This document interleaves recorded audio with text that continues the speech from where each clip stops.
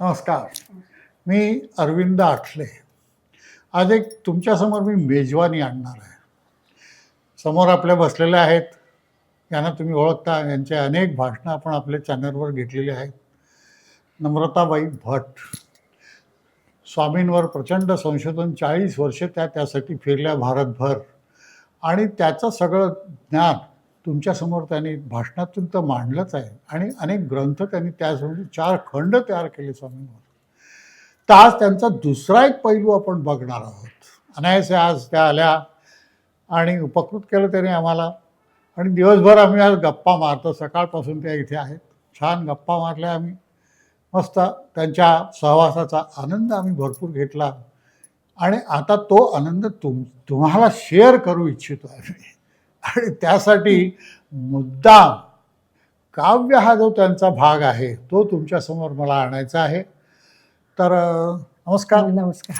तर मला असं विचारायचं आहे की तुम्हाला गाण्याची काही आवड, काव्याची आवड हे कशी काय उत्पन्न झाली? म्हणजे काही तुम्ही पहिले मला वाटतं प्राध्यापिका होतात मराठीच्या.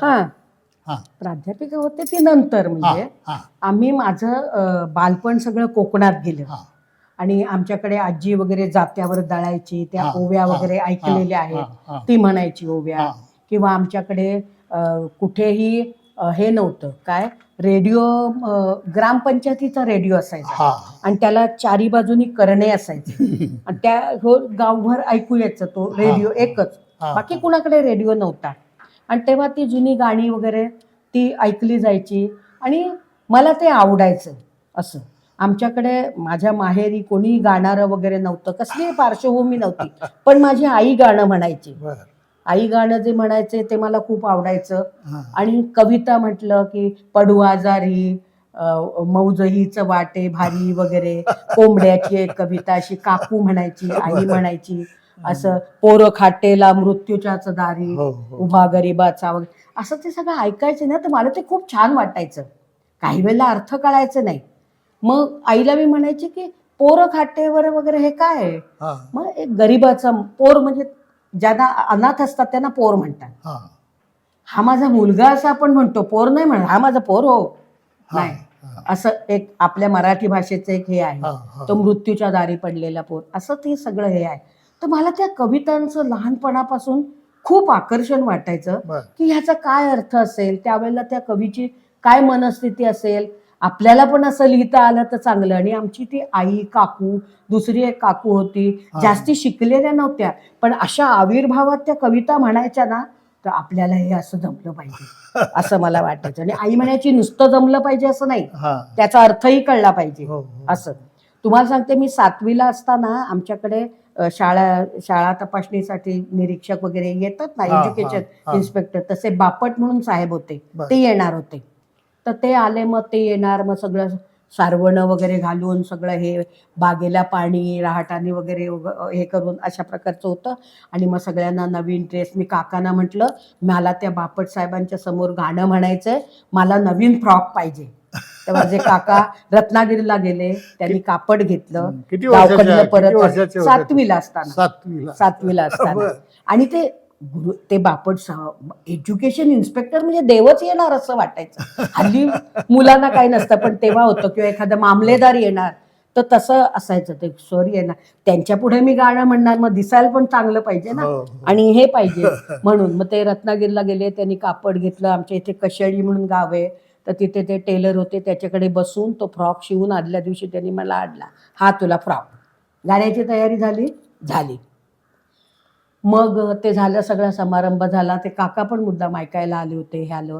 आणि मग हे स्वये श्री राम प्रभू ऐकती, कुशल व रामायण गाती, ते सगळं म्हटलं. सगळ्यांनी टाळ्या वाजवल्या आणि मला त्या बापट साहेबांनी काही काही प्रश्न विचारले आणि त्याची उत्तरं मी दिली. कुशल व कोण होते, काय होतं, जुजबी.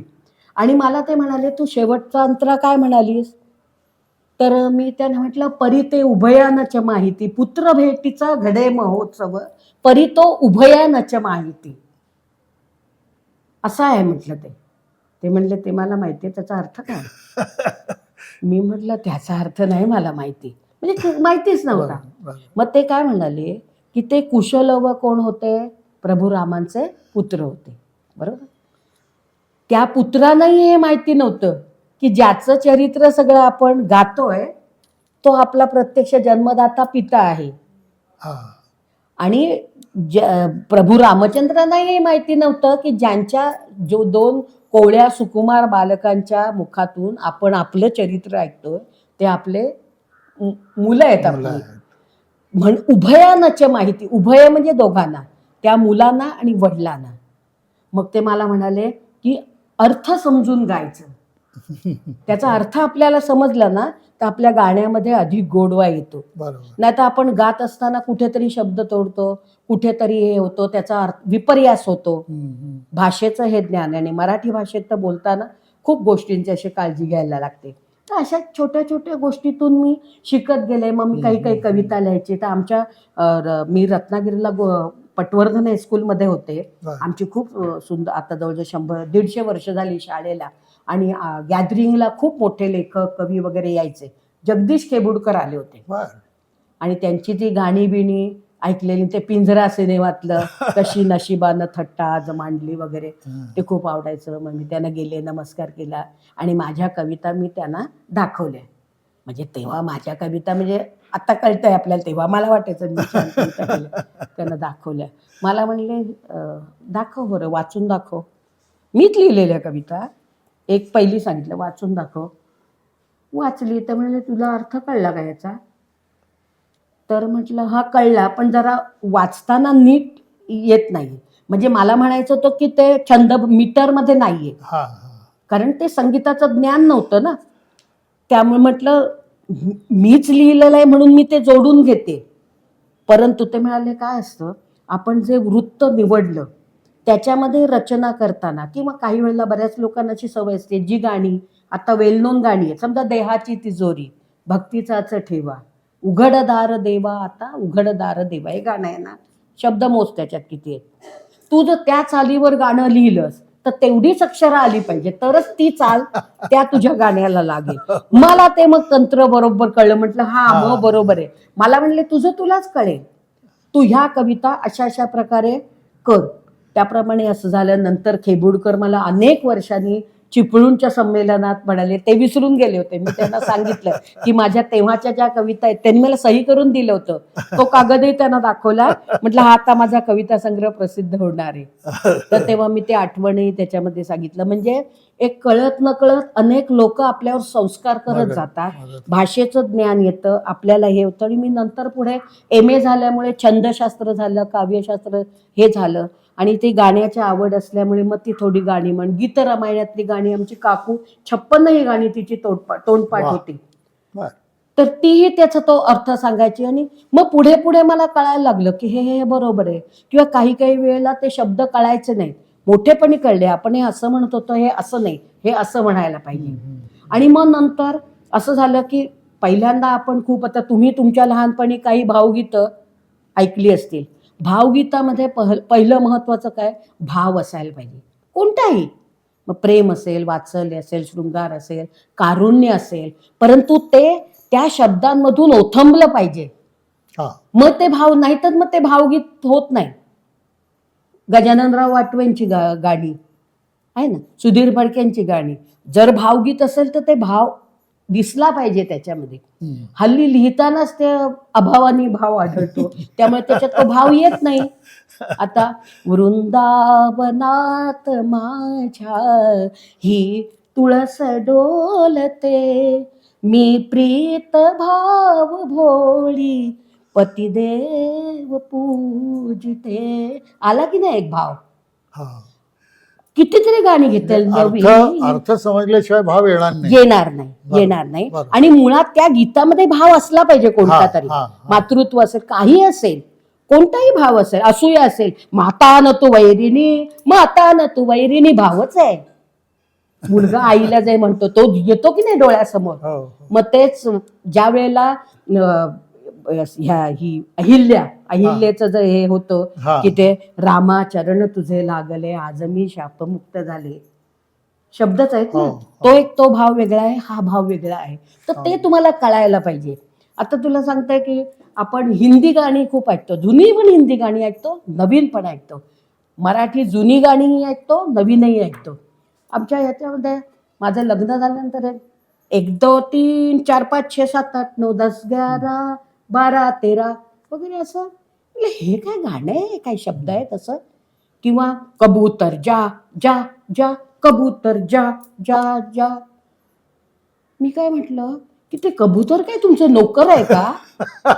ज्या ज्या बरं, एखाद्याकडनं काम करून आपल्याला घ्यायचं असेल तर आपण बावाबुत्ता करून वा असं आहे एवढं करून, तुम्ही कोण त्याला हे सोडणार आहे असं. मग मी म्हटलं की अरे हे कवी असं म्हणतात. मग आमचे मराठी कवी आहेत ते पाखराला सुद्धा कसं म्हणतात, ऋण झुण त्या पाखरा जा रे माझ्या माहेरा, आली गौराई अंगणी तिला लिंब लोण करा. पाखरू हे सजीव झालं. वाऱ्याला सुद्धा म्हणताना आमचे कवी कसं म्हणतात, घाल घाल पिंगा वाऱ्या माझ्या परसात, माहेरी जा सुवासाची कर बरसात, सुखी आहे पोर सांग आईच्या कानात, आई भाऊसाठी परी मन खंतावत. असं एक एक एक एक एक एक एक एक सुचत जातं आणि त्याच्यातून आपल्याला कळतं त्या कवीला नाव ठेवायचं किंवा ह्याला नावायचं असं नाही. परंतु एक हे असतं की त्याच्यात एक सोज्वळपणा असतो, एक भाव असतो, जे असेल किंवा गझल असेल, प्रत्येक वृत्त वेगळं आहे. आता पूर्वी कसं असायचं की प्रत्येक जात्यावर घरघर ऐकूच यायची आणि जातं म्हटलं की ओवी आली. आणि त्यावेळेला पूर्वीपासूनच्या ओव्या संपूर्ण ज्ञानेश्वरी 9000 ओव्याच आहेत असं आहे. आणि त्या ओव्या ऐकून ऐकून आणि त्या ओव्या सुद्धा आपल्याला असं सहज साध्या साध्या वाटायच्या, परंतु त्याच्यातून किती जुन्या अर्थात जनाबाईच्या ओव्या खूप आहेत. रुक्मिणीला राग यायचा कारण पांडुरंग तिच्या त्या इकडे एवढी मोठे आलीशान हे असताना सोडून तिची ती वाकळ आहे ती पांघरायला हवी, तिने केलेलंच तिला त्याला हवं. रुक्मिणीला असा दुस्वास वाटायचा जनाबाईचा. हे शेवटी कवीच हे आहे, प्रत्यक्षात रुक्मिणी असं नव्हती, पण स्त्री सुलभ ज्या भावना असतात त्या त्याच्यातून त्या बरोबर त्या दाखवल्या त्या ओवीतून. आणि दुसरं काही माध्यम नव्हतं ना स्त्रियांना व्यक्त होण्याचं, तर त्याच्यातून त्या आपल्या हे करत होत्या की असं सखे सई ग बाई किती करशील माझं माझं, नदीच्या पलीकडं जागा 3.5 गज, तेवढीच लागणार आहे तुला मेल्यानंतर हे करायला. पण आता समजा ज्ञानेश्वरांच्या ओव्या आणि जात्यावरच्या ओव्या यात काय फरक नाहीये, वृत्त तेच आहे, पण ते अध्यात्म आहे, हेही अध्यात्म आहे. म्हणजे शब्दपूर्ण अर्थपूर्ण शब्दपूर्ण अर्थपूर्ण वेगवेगळं आहे. ज्ञानेश्वरीच्या ओव्या म्हणजे गीतेचं तत्वज्ञान सांगितलंय ना, आणि ह्या ज्या बायका आहेत ह्यांचं स्वतःच एक तत्वज्ञान आहे, स्वतःच एक जीवनाचं भाष्य आहे आपल्या मुलाला उद्देशून याला. आणि दुसरं ते श्रमाचं काम आहे. जात्यावर दळणं म्हणजे 2 मिनिटं शूटिंगसाठी पुरेसं दळणं नव्हे, 7-7 8-8 तास जळत असत, हात भरून यायचंय. आम्ही लहानपणी दळलंय, आम्हाला माहितीये. आणि ते जातं जसं फिरेल तशा प्रकारे ती ओवी येते, म्हणून जात्यावर बसलं की ओवी येते असं म्हणतात. आणि ती बरोबर ती रचना तशी होते. किंवा अंगाई गीत आहे. अंगाई गीत कधी म्हटलं जातं, पाळण्याची दोरी ओढली जाते. नीज माझ्या नंदलाला नंदलाला रे. बघा तुम्ही पाठीपुढे जी दोरी ही करतो ना ती, ते वृत्त पण ती तशा प्रकारे, फक्त त्याचा तो अभ्यास हवा. त्याचा अभ्यास असला की तुम्हाला ते सगळं येतं. अशा मी छोट्या छोट्या गोष्टींचा अभ्यास करत झाले. मी लिहिलं, त्यानंतर आता माझा कविता संग्रह तयार पण झालाय.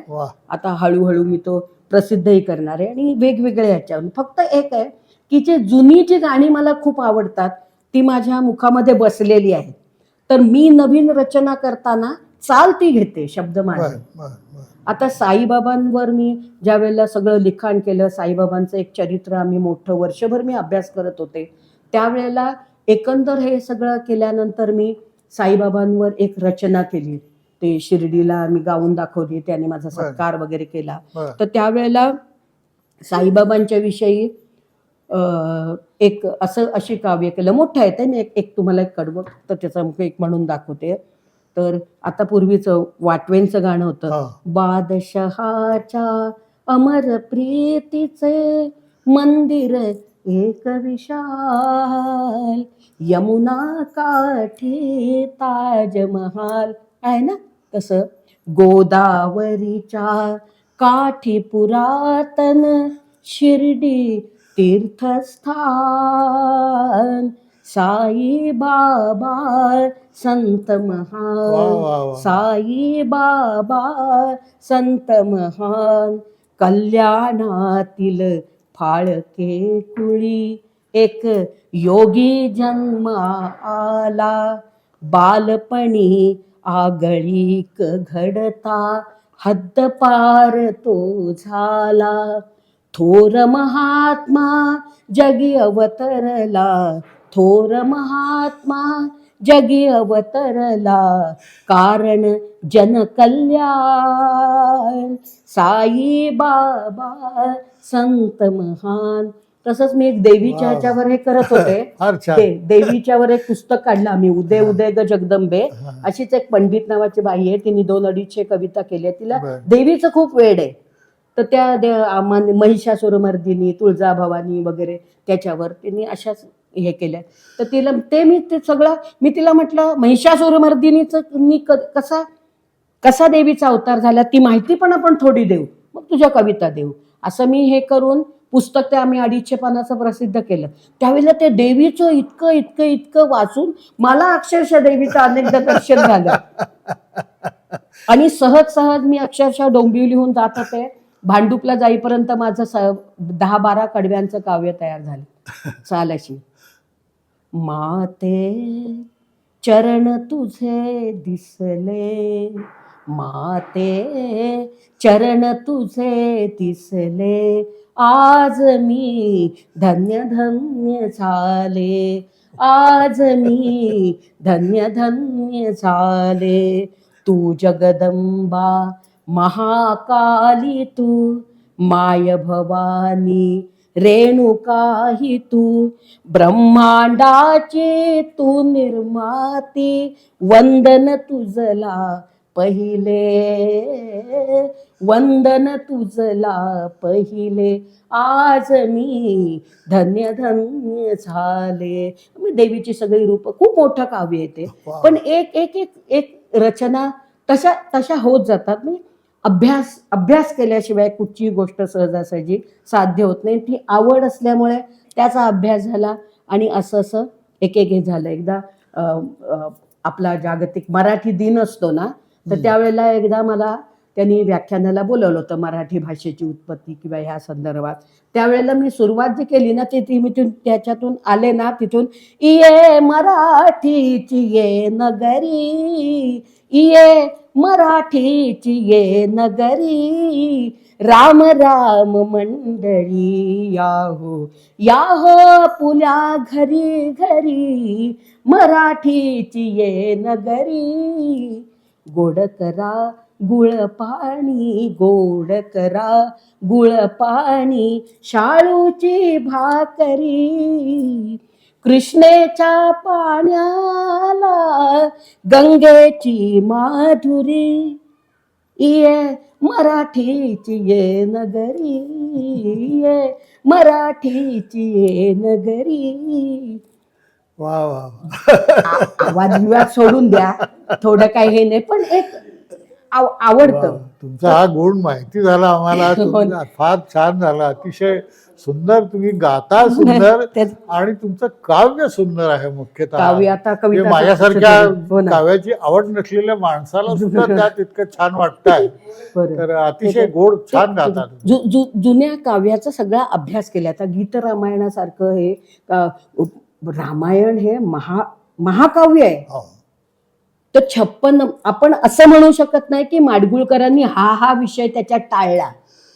त्या 56 गाण्यामध्ये संपूर्ण रामायण त्यांनी कव्हर केलं. ही सोपी गोष्ट नाही. त्यातली एक मी जाता एक गोष्ट सांगते की सीतेचे डोहाळे लिहायचे होते अण्णांना, तर ते अंतरे पण 1-2 लिहून झाले होते. पण माडगुळकरांचं एक वैशिष्ट्य, त्यांच्या ध्रुवपदातच सगळं सारांश यायचा. ती ध्रुवपदच त्यांची. किंवा भारा तांबे जन पळभर म्हणतील हाय हाय, मी जाता राहील कार्य काय, फिनिश. अजून एक्सप्लेनेशन हवंय मग पुढे. तसं माडगुळकरांचं होतं. तर ते सीतेचे डोहाळे त्यांना लिहायचे होते. तर एखादा पुरुष स्त्रीचे डोहाळे लिहितोय ते चाललं होतं त्यांचं. आणि काय झालं, त्यांच्याकडे ते असे अण्णा बसलेले असताना समोरून एक मुलगी अशी लाजत लाजत अशी समोरून त्यांच्या पाठच्या बाजूला गेली, घराच्या पाठच्या बाजूला, स्वयंपाकघरात असं. तर त्यांनी निसुट्टी तिला बघितली आणि मग ती गेली. आता सारखी येत जात असतात माणसं, असं काही नाही. फक्त ती लाजत लाजत गेली, तेवढं त्यांनी पाहिलं होतं.